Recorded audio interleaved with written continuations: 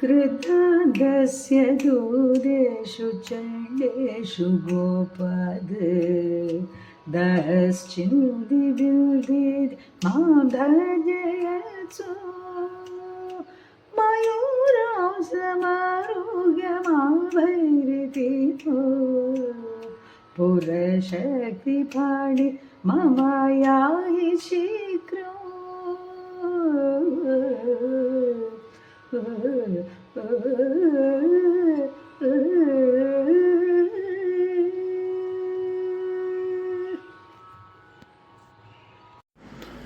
ஓம் நமச்சிவாயம். சிவதாசன் ஜெகநாதன். ஆன்மீக அன்பர்கள் அனைவருக்கும் இனிய வணக்கம், காலை வணக்கம். நம்ம இப்பொழுது நம்முடைய சுப்பிரமணிய புஜங்கம் தொடரில் இதுவரையும் 20 ஸ்லோகங்களை பார்த்துட்டோம். இதற்கு முன் நம்ம 20ஆம் ஸ்லோகத்தில் முருகப்பெருமான் முருகப்பெருமானிடம் ஆச்சாரியார் சங்கராச்சாரிய சுவாமிகள் என்னுடைய மரணம் என்னை வருகின்ற நேரத்திலே எனக்கு நீ காட்சி தரணும் அப்படின்னு கேட்டார். அதை நம்ம பார்த்தோம். அப்போ என்னென்னா, என்னுடைய மரணம் என்னை நெருங்கி வருகின்ற நேரத்திலே என்னுடைய சிந்திக்கிற திறன் அற்று போய்விடும், என்னுடைய ஐம்புலன்களும் அடங்கிவிடும், நான் என்னுடைய கைகால்கள் செயலற்றுவிடும், என் தொண்டையிலே கபம் அடைத்து கொண்டு முருகா என்று உன்னை அழைக்கக்கூட முடியாத நிலை ஏற்பட்டுவிடும். ஓம் என்று ஓங்காரத்துக்கு கூட சொல்லாமல் ஒரு நிலை வரும்பொழுது யமதூதர்கள் என்னை பயமுறுத்துவாங்க. அந்த நேரத்தில் நான் உன்னை மறவாமல் இருக்கணும். அன்னைக்கு அந்த நேரத்தில் உன்னை நினைக்கவும் முடியாது, கூப்பிடவும் முடியாது. அதனால் இப்பொழுதே நீ எனக்கு தரிசனம் கொடுக்கணும், என்னுடைய வேண்டுகோளை ஏற்றுக்கொள்ளணும்னு 20ஆவது ஸ்லோகத்தில் சொன்னார். இன்றைக்கி 21ஆவது ஸ்லோகத்தை நம்ம பார்க்க போகிறோம். இந்த ஸ்லோகத்துலேயும் கிட்டத்தட்ட அதே மாதிரி இப்போ 3 ஸ்லோகங்கள் இன்றைக்கி இந்த இப்போ 20, 21, 22 இது எல்லாமே இந்த ஒரு மனிதனுடைய அந்திம காலத்தில் யமன் வரும்போது, யமதூதர்கள் வரும்போது எப்படியெல்லாம் முருகப்பெருமான் காப்பாற்ற வேண்டும், எப்படி அவர்களுடைய பயத்தை போக்க வேண்டும், எப்படி அவர்களுடைய இந்த பிரயாணம்னு சொல்லுவார், பிரயாணம் மையனாதேன்னு சொல்லுவார். பிரயாணத்தில் இந்த நீண்ட பிரயாணம் என்ன, இந்த உலகத்திலிருந்து பர உலகத்துக்கு செல்லுகின்ற ஒரு நீண்ட பிரயாணம், அந்த பிரயாணத்தின் போது எனக்கு துணையாக இருக்க வேண்டும் அப்படின்னு சொல்ல போகிறாரு. இன்றைக்கி நம்ம 21ஆவது ஸ்லோகத்தை பார்க்க போகிறோம். இதில் இந்த 20ஆவது ஸ்லோகத்தை சொன்ன மாதிரி தான் சொல்கிறாரு. இந்த ஸ்லோகத்தை நான் முதல்ல சொல்கிறேன், கேட்டுருங்க. இது ஒரு அழகான ஸ்லோகம். கிருதாந்தஸ்ய தூதேஷு சண்டேஷு கோபாத் தகச்சிந்தி பிந்தீதி மாம் தர்ஜயஸ்யு மயூரம் சமாருஹ்யமா வைரிதித்வம் புரஹ சக்திபாணிர் மமாயாகி சீக்கிரம். இப்போ இதில் என்ன சொல்கிறான்னா, மமாயாகி சீக்கிரம், சீக்கிரம் விரைவாக, மமாயாகினி மமாயாகி அப்படின்னா நீ என்னுடைய அபயம் தர வேண்டும் அப்படிங்கிறாரு. இதில் வரணும்னு சொன்னார்னாக்கா அதை நீ மயூரம் அப்படின்னு சொல்கிறார். மயூரம் சமாருஹ்யமா வைரிதித்வம். மயூரம்னா மயில் இல்லையா, மயில் மேலே நீ வர வேண்டும். எப்படி வரணும்னா சக்தி பாணிர் வரணுங்கிறார். சக்தி பாணிர்னா சக்தி ஆயுதம். சக்தி ஆயுதம் வேலாயுதம். இந்த வேலாயுதம் சக்தி ஆயுதம் இல்லையா, இந்த வேலாயுதத்தை கை கொண்டு நீ மயில் மீதிலே விரைவாக என்னை காப்பாற்ற வேண்டும் அப்படின்னு அதை எனக்கு ஒரு தைரியம் கொடுக்கணுங்கிறார். இது காப்பாற்றுறதுக்கு ஒன்றும் இல்லை. ஏன்னா இந்த கிருதாந்தஷ்யன்னா யமதூதர்கள், அவர்கள் கிருதாந்தஷ்ய தூதேஷ்னா யமனுடைய கொடுமையான தூதர்கள். அவங்க ரொம்ப கோபத்தோடு என்னை பிடிச்சி நான் உன்னை எரிக்க போகிறேன், உன்னை வெட்ட போகிறேன், உன்னை பிளக்க போகிறேன்னு என்னை பயமுறுத்துகிறாங்க. அந்த பயத்தை போக்கி என்னை நீ அபயம் தர வேண்டும் அப்படிங்கிறத இந்த ஸ்லோகம் சொல்லுது. அதான் மறுபடியும் சொல்கிற கேளுங்க. கிருதாந்தஷ்ய தூதேஷு சண்டேஷு கோபாத் தகச்சிந்தி பிந்தீதி மாம் தர்ஜயத்சு மயூரம் சமார்ஹ்மா பைரிதித்வம் புரக் சக்தி வாணிர் மமாயாகி சீக்கிரம். இப்போ இது ஒரு வேர்ட் பை வேர்ட் விளக்கம் சொல்கிறேன். கிருதாந்தஷ்ய அப்படின்னா யமனுடையன்னு அர்த்தம். தூதேஷு அப்படின்னா கொடுமையான தூதர்கள், யமனுடைய கொடுமையான தூதர்கள். சண்டேஷ்னா மிக உக்கிரமாக, ரொம்ப கோபத்தோட, கோபத்தோட இன்னும் உக்கிரமான கோபத்தோடு வராங்க. என்கிட்ட என்ன சொல்கிறான்னா, தக சிந்தி பிந்தீதிங்கிறான். தகம்னா தகனம், எரிக்கிறது. உன்னை எரிச்சிடுவேன். சிந்தின்னா வெட்டி விடுவேன். பிந்தீதினா ரெண்டாக பொளக்கிறது, உன்னை வெட்டி ரெண்டாக பிளந்து எரித்து விடுகிறேன் அப்படின்னு என்னை வந்து மாம் தர்ஜயித்து என்னை விருட்டி பயமுறுத்துறாங்க. அதை பார்க்கும்போது இந்த பயத்தை கண்டு எனக்கு ரொம்ப பயமாக இருக்குது. அப்போ மயூரம் சமாருஹ்ய, மயூரம்னா மயில், சமாருஹ்ய அப்படின்னா ஏறி, அந்த மயில் மீதில் ஏறி என் முன்னே வந்து மாபைரிங்கிறது ஒரு ஒரு நம்ம மறக்கக்கூடாத ஒரு அர்த்தம். அஞ்சாதே என்று ஆறுதல் அளித்து, எப்போ நீ ஆறுதல் கொடுக்கணும், யார் முருகப்பெருமானே மயில் மீதில் ஏறி வந்து நீ எனக்கு அஞ்சாதே, என்னை பயப்படாதேன்னு எனக்கு ஆறுதல் கொடுக்கணும். அப்போ அதுக்கு நீ எப்படி வரணும்னா சும்மா வரக்கூடாது. போலீஸ்காரன் வந்து நம்ம ஒரு திருடனை பிடிக்க வரணும்னா சும்மா வந்தால் என்ன ஆகும்? கையில் வந்து ஒரு தடி வச்சுருப்பாங்க, இல்லை துப்பாக்கி வச்சுருப்பாங்க. அதே போல் நீ சக்தி பாணீர், சக்தி ஆதயத்தை கையிலே எடுத்துக்கொண்டு வர வேண்டும். இது புற என் முன்னே, இதில் புற இதிம்ம என் முன்னே சீக்கிரம் வந்து பைஹி, இந்த அந்த நம்ம ரெண்டு பைரின்னு சொன்னோம் இல்லையா, பைரின்னா அஞ்சாதே, பைஹின்னா அபயம் கொடுக்க வேண்டும். பைஹின்னா அஞ்சாதே என்று சொல்லி எனக்கு அபயம் அளிக்க வேண்டும் அப்படின்னு சொல்கிறார். இதுதான் இந்த வேர்ட் பை வேர்டு அர்த்தம். இப்போ எல்லா ஜீவராசிகளுக்கும் மரணம் என்பது ஒன்று தவிர்க்க முடியாத ஒன்று. அதை யாராலையும் தவிர்க்க முடியும். நான் பலமுறை சொல்லியிருக்கேன், அனைவருக்கும் மரணம் அப்படிங்கிற ஒன்று. இந்த மரணம் வந்து நம்மை தேடி வரும்போது அந்த மரணம் வந்து நம்ம பயப்படக்கூடியது உண்டு. அதுதான் நம்ம மரண பயம்னு சொல்கிறாங்களே, அதான் மிருத்யு பயம் அப்படின்னு சொல்கிறோம் இல்லையா. அதனால் இந்த மிருத்யுவை ஜெயம் அப்படின்னா மிருத்யுவை வெல்வது அப்படின்னா யமனை வெல்வதுன்னா மரணத்தை வெல்வதுங்கிற மரணத்தையால் வெல்ல முடியாது. இந்த மிருத்யு பயத்தை தான் வெல்ல முடியும். அதுதான் இந்த மிருத்யுஞ்ச ஸ்லோகம் சொல்லுது இல்லையா. அந்த யம பயத்தை வெல்ல வேண்டும் என்பது தான் எல்லாமே சொல்லுது. திரையம்பகம் ஜாமகே சுகந்தியும் புஷ்டிவர்தனம் உருவார் யும பந்தனான் மிருத்தியோர் முக்கிய மாமிருதார், அந்த ருத்ரம் சொல்கிறது அதுதான். அதே மாதிரி நம்ம மார்க்கண்டேய இன்னொரு அது வந்து மிருத்யுஞ்சய மந்திரம், மிருத்யுஞ்சய ஸ்லோகம்னு ஒன்று இருக்குது. ருத்ரம் பசுபதியும் ஸ்தானம் நீலகண்டம் உமாபதியும் நமாமி சிரசாதேகம் கிம்னோ மிருத்யு கரிஷ்யதிங்கிற அந்த இடத்துல வந்து மார்க்கண்டேயர் சொல்கிறார். நம்ம எல்லாமே வந்து அந்த மிருத்யுவினால் என்ன செய்ய முடியும்னா அந்த பயத்தை போக்கும். அந்த மிருத்யுனால பயம்தான் கொடுக்க முடியும். இப்போ இந்த யமதூதர்கள் வந்து என்னை எப்படி பயப்படுத்துகிறான் பாருங்கள். என்னை வெட்டுவேங்கிறான், குத்துவேங்கிறான், பிழப்பேங்கிறான், எரிச்சிடுவேங்கிறான். இந்த பயத்தை நம்ம போக்க வேண்டும், நம்முடைய மரணம் அமைதியாக இருக்க வேண்டும் அப்படிங்கிறதான் இது அழகாக சொல்கிறாரு. இதை வந்து இந்த கந்த புராணத்தில் வந்து முருகப்பெருமானுடைய அழகை விவரிக்கிறதுக்கு நிறைய ஸ்லோகங்கள் இருக்குது. இதில் வந்து ஒரு அழகான ஒரு ஸ்லோகம் இருக்குது, அது சான்ஸ்கிரிட் ஸ்லோகம் தான். அதை நான் சொல்கிறேன். வேத ஏவ மயூரஸ்யாத், வேத ஏவ மயூரஸ்யாத், வேதம் தான் மயூரம். மயூரம்னா என்ன? மயில். முருகப்பெருமான் வருகின்ற பிரயாணம் செய்கிற மயில் வந்து வேதத்தையே மயிலாக கொண்டிருக்கிறாரு. பிரணவக சம்முகஸ் ததா, பிரணவங்கிறது ஓங்காரம், ஷண்முகஸ் ததா அப்படிங்கிறாரு. அதாவது பிரணவம் தான் அறுமுகத்தோடு கூடிய முருகப்பெருமனாக இருக்கிறாரு.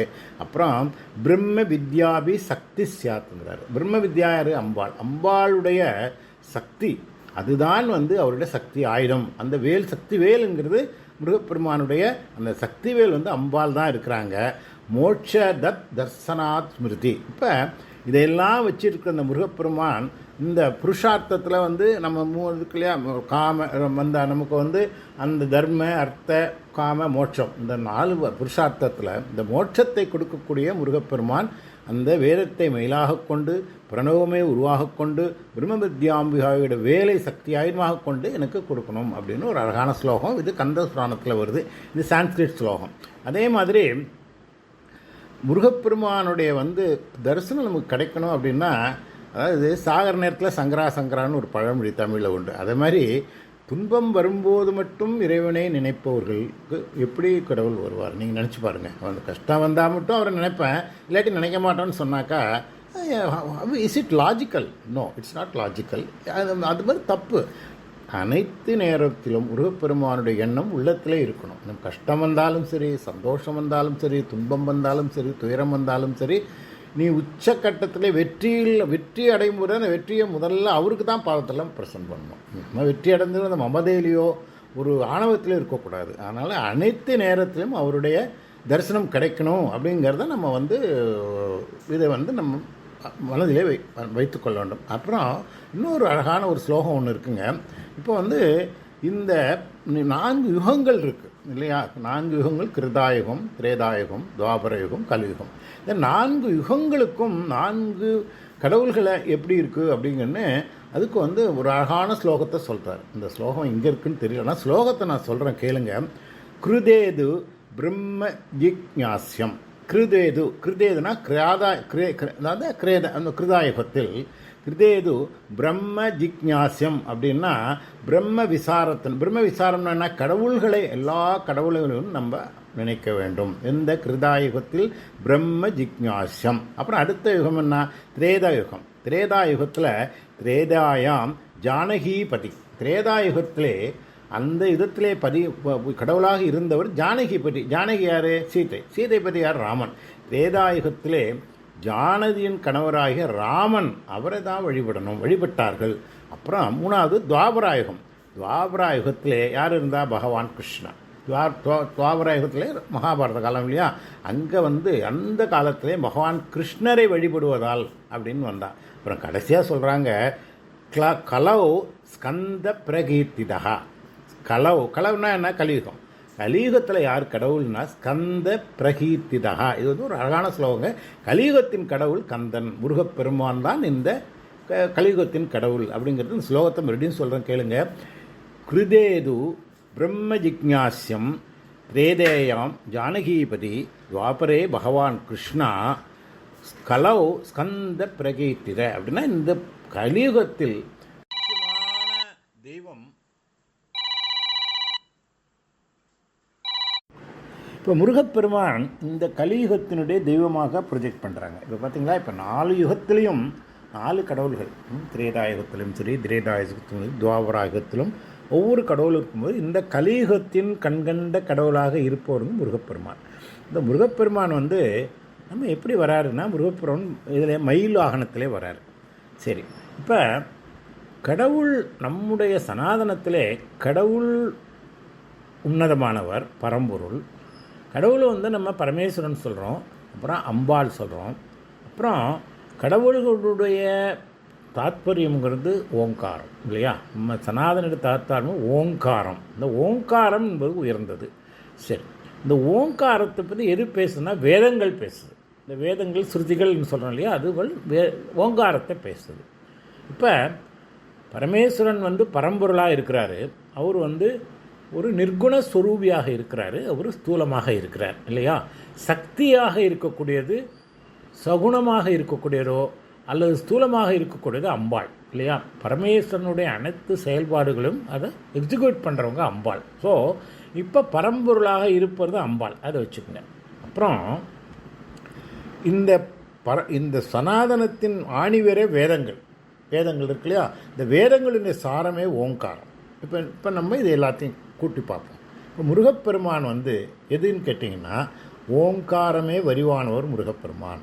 ஓங்கார சுரூபி, ஓங்காரமே உருவானதான் முருகப்பெருமான். சரி, அவருக்கு வந்து எதில் வராரு? மயிலில் வராரு. அந்த மயில் அது வந்து ஸ்ருதிகள், அதாவது வேதங்களே மயிலாக உருவெடுத்திருக்கின்றன. அந்த வேதங்களே உருவெடுத்த மயிலாக அந்த மயிலே முருகப்பெருமான் வராரு. சரி, எப்படி வராரு? கையில் ஆயுதம் வச்சுருக்கார். என்ன வச்சுருக்கார்? வேல் வச்சுருக்கார். அந்த வேல் வந்து சக்தி ஆயுதம். அது வித்யாம்பிகான்னா வித்தைகளின் தலைவரான பரமாம்பிகா. இந்த பரமாம்பிகையின் கொடுத்த வேல், சக்தி வேல் இல்லையா? அந்த சக்தி வேல் வடிவமாக அம்பாள் இருக்காங்க. இப்போ பாருங்கள், இப்போ பரமேஸ்வருடைய உருவமாக அம்பாள் இருக்காங்க. அதை வேலாக கையிலே வச்சுருக்காரு. சனாதனத்தினுடைய ஆணிவேரே வேதங்கள், அதை மயிலாக வச்சிருக்கிறாரு. அந்த வேதங்களின் சாரமே ஓங்காரம். அந்த ஓங்காரமே முருகப்பெருமானாக இருக்கிறார். இப்போ இந்த கலியுகத்தில் அனைத்தும் முருகப்பெருமானாக இருக்கிறார் அப்படிங்கிறதான் இந்த ஸ்லோகத்தில் அழகாக சொல்கிறாரு. நீ அதாவது மயூரம் சமாருஹ்யமா பைரி சக்திபாணிர் இதும் புறம் மமாவகி பரிசுக்குன்னு சொல்கிறார். மறுபடியும் சொல்கிறாங்க, மயூரம் சமாருஹ்ய மா பைரிதித்வம் சக்திபாணிர் மமாயகி சீக்கிரம். இந்த 2 வரியில் நான் சொன்ன அனைத்தும் அடங்கி விடுகிறது.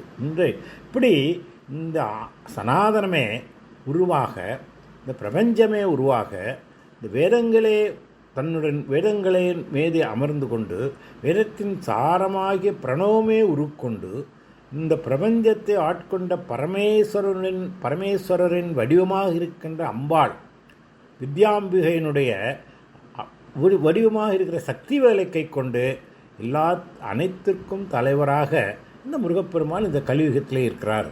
அவர் என்னை காப்பாற்ற வேண்டும். இந்த இதில் என்னை இந்த பிறவியிலே இந்த யுகத்திலே என்னை காப்பாற்ற வேண்டும் அப்படின்னு இது அழகாக சொல்கிறாரு. இப்போ அது இந்த திருவருணையில் நம்ம திருவண்ணாமலையில் ஒரு திருப்புகழ் ஒன்று இருக்குது. அதில் விடு தவியாள வெற்றிவேல் கரமதே எடுத்து வீறு மயில் மீதில் உற்று வருவாயே அப்படின்னு ஒரு அழகான ஒரு பாடல் வருது. வீடு உதவி ஆளன்னா வீடுங்கிறது என்ன? மோட்சத்துக்கு நீ அந்த எனக்கு நீங்கள் தான் உதவி செய்யணும். இந்த ஜீவராசிகளை இந்த இகர் உலோகத்திலிருந்து பரலோகம் சென்று மோட்சம் அடைவதற்கு உதவி அதுக்கு நீ வரணும். யாரை? முருகப்பெருமானை திருவண்ணாமலையில் சொல்கிறாங்க. வெற்றிவேல் கரமதே எடுத்து, வெற்றிவேல் அது சக்திவேல், அந்த சக்திவேலை கரமதே எடுத்து உன்னுடைய கையிலே கொண்டு, இந்த கையில் இந்த வெற்றிவேல் எது? சக்திவேல். அந்த சக்திவேல் யார்? அம்பாளுடைய உருவம், சக்தியின் உருவமான அந்த சக்திவேலை கையிலே எடுத்து வீறு மயில் மீதில் உற்று வருவாயே அப்படின்னா வீறு மயில், அதாவது அழகான மயில், வீரமான ஒரு மயில், ஒரு தோகை விரித்த அந்த மயில். இந்த மயில் யார் அப்படின்னு கேட்டிங்கன்னா வேதங்களே உருவான மயில் இல்லையா? அந்த மயில் என்பது வேத ஸ்வரூபம். அந்த மயில் உற்று வருவாயே, அதன் மீது ஏறி வருவாயே அப்படின்னு சொல்லி இதை அழகான ஒரு திருப்புகழ் பாட்டு ஒன்று சொல்லுது. அது மாதிரி இது நம்ம சொன்னது மாதிரி வீடு உதவி ஆள வெற்றிவேல் கரமெடுத்து வீறு மயில் மீதில் உற்று வருவாயேன்னு இந்த திருப்புகள் சொல்லுது. அதில் மறுபடியும் என்ன சொல்லுதுன்னா, ஜோதியான அலாவுதித்த சோனகிரி மாமலைக்குள் சோபை வட கோபுரத்தில் உறைவோனேங்கிறார். அப்போ சோனகிரிங்கிறது திருவண்ணாமலை, அதில் அந்த வடகோபுரத்தில் இருக்கிறாரு அப்படின்னு இந்த முருகப்பெருமானுடைய பெருமைகள்லாம் சொல்கிறாரு. இப்படிப்பட்ட அந்த வீறு மயில் ஏதி வீடு உதவியால் வெற்றிவேல் கரமையை எடுத்து வீறுமயில் மீது உற்று வருவாயே. எப்போ வரணும்னா, எனக்கு இந்த மாதிரி இந்த யமதூதர்கள் என்னை பயமுறுத்துகிறாங்க. என்ன சொல்கிறான்னா, என்னை குடிச்சிட்டு போகிறான், சும்மா அமைதியாக பிடிச்சிட்டு போனால் பார்க்க மாட்டேங்கிறான். என்னை பார்த்தோன்னே உனக்கு கோபம் வந்துடுது. தூதேஷு சண்டேஷு கோபான், மிக உக்கிரமான கோபம் படுறான். எதுக்கு கோபப்படுறான்னு தெரியல. என் உயிரை பறிக்க வரான், பறிச்சுட்டு போக வேண்டியதானே. அதை விட்டுட்டு என்னை பார்த்து அவனே கொடுமையான யமதூதர்கள் ரொம்ப விக்கிரமான கோபத்தோடு என்னை பார்த்து சொல்கிறான், தக சிந்தி பிந்திங்கிறான். தகன்னா உன்னை எரிச்சிடுவேண்டாங்கிறான், சிந்தின்னா வெட்டுவேங்கிறான், பிந்தின்னா உன்னை ரெண்டாக பிளப்பேங்கிறான், உன்னை இரவிட்டு ரெண்டாக பிளந்து இருப்பேன் என்று சொல்லி என்னை பயமுறுத்துறான். இது ஏன் செய்கிறான்? நீ என்ன வேணால் பண்ணிட்டு போ, நீ அமைதியாக எடுத்துகிட்டு போக வேண்டியதானே. அப்படிப்பட்ட அந்த பயமுறுத்தி என்னுடைய அப்படியே என்னை விளவிளக்க வைக்கிறாங்க. அப்போ உன்னை தவிர என்னை காப்பாற்றுவதற்கு யார் இருக்கிறாங்க? அதனால் நீ வீடு உதவியால் என்னை மோட்சத்துக்கு நீ கூட்டிகிட்டு போனோம். அதுக்கு நீ ரெண்டு விஷயம் எடுத்துரு. வெற்றிவேல் கரம் எடுத்து, வெற்றிவேலை கையில் வச்சுக்க, ஏன்னா அம்பாள் வெற்றிவேல். அப்புறம் வீறுமயில், அது வேதங்கள், அவங்களெல்லாம் அந்த வேதங்களே சுரூபமான மயிலே ஏறி ஓங்கார சுரூபமான முருகப்பெருமானே, நீ என்னை காப்பாற்ற வேண்டும் அப்படின்னு சொல்லி அந்த அழகாக அந்த ஸ்லோகத்தை முடிக்கிறாரு. அதுக்கு அடுத்தபடியாக இந்த அடுத்த நாளைக்கு நம்ம இன்னும் அடுத்த பதிவில் 22வது ஸ்லோகத்தை பார்க்குறோம். அது மனாகாபி உபேட்சா அப்படின்னு ஒரு ஸ்லோகம் வருது. அதுவும் இது கிட்டத்தட்ட இதே மாதிரி ஒரு செய்தியோடு தான் வருகிறது. அடுத்த பதிவில் அந்த ஸ்லோகத்தை பற்றி அழகாக பார்ப்போம். இன்றைக்கி மறுபடியும் அந்த ஸ்லோகத்தை மட்டும் சொல்லி இந்த பதிவை நிறைவு செய்கிறேன்.